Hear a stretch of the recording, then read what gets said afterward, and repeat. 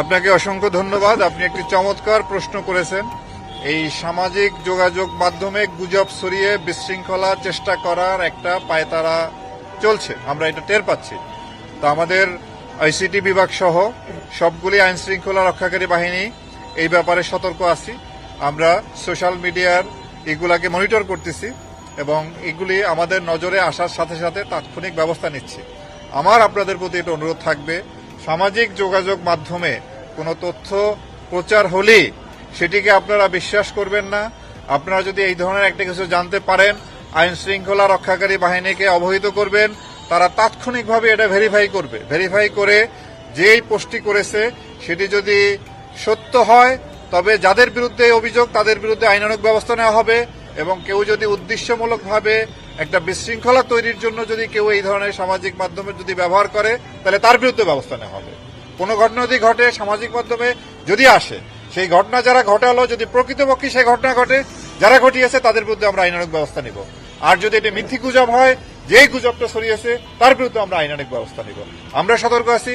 আমরা আপনারা সবাই মিলে সতর্ক থাকলে আশা করি কেউ এই ধরনের সুযোগ নিয়ে কোনো ধরনের বিশৃঙ্খলা সৃষ্টি করতে পারবে না। ধন্যবাদ। রংপুর বিভাগে গত দুর্গাপূজায় 8টা জেলার মধ্যে 13টা পূজা মণ্ডপে ভাঙচুর হয়েছে, লুটপাট হয়েছে। এবার এই পূজা মণ্ডপ যেমন আছে, আপনার লালমনিরহাট আছে, পঞ্চগড় আছে, ঠাকুরগাঁ, এই জেলাগুলোতে এই ইনসিডেন্টটা বেশি হয়েছে।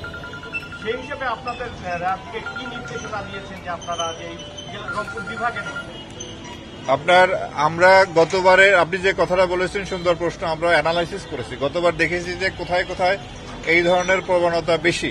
তো যেখানে যেখানে এই ধরনের প্রবণতা বেশি সেখানে আইন শৃঙ্খলা বাহিনী অত্যন্ত সতর্ক দৃষ্টি রাখতেছে। আমরাও এই রংপুর বিভাগে র্যাব 13-র আওতাধীন তারা একাধিক টহলের মাধ্যমে তারা অন্যান্য আইন শৃঙ্খলা রক্ষাকারী বাহিনীর সমন্বয়ে, আপনারা প্রত্যেকটা মন্তব্যে জানেন যে এখানে আনসার মোতায়েন থাকবে এবং পুলিশের টহল থাকবে, আমাদের টহল থাকবে। এছাড়াও বর্তমানে সেনাবাহিনী অর্থাৎ সশস্ত্র বাহিনীর সদস্যরাও মাঠে আছেন, তাদেরও তৎপরতা থাকবে। আমরা আশা করি এবার ওই দুষ্কৃতিকারীরা, ওই দুর্বৃত্তরা এই ধরনের কোনো সুযোগ পাবে না। ধন্যবাদ। একটা প্রশ্ন করি স্যার, আমি সর্বপ্রথম মেট্রোপলিটন পুলিশ ট্রাফিক বিভাগকে স্বাগত জানাই এবং তারা নিরলসভাবে কাজ করে যাচ্ছে, বিশেষ করে যানজট রোধের জন্য। এই পূজা উপলক্ষে রংপুরে যে প্রবেশদ্বারগুলো আছে এখানে র্যাব ফোর্স কাজ করবে কিনা অথবা কোনো পদক্ষেপ নিয়েছেন কিনা? আমরা এই রংপুর মেট্রোপলিটনের সাথে সমন্বয় রেখে আমরা আইন শৃঙ্খলা প্লাস যাতে যানজট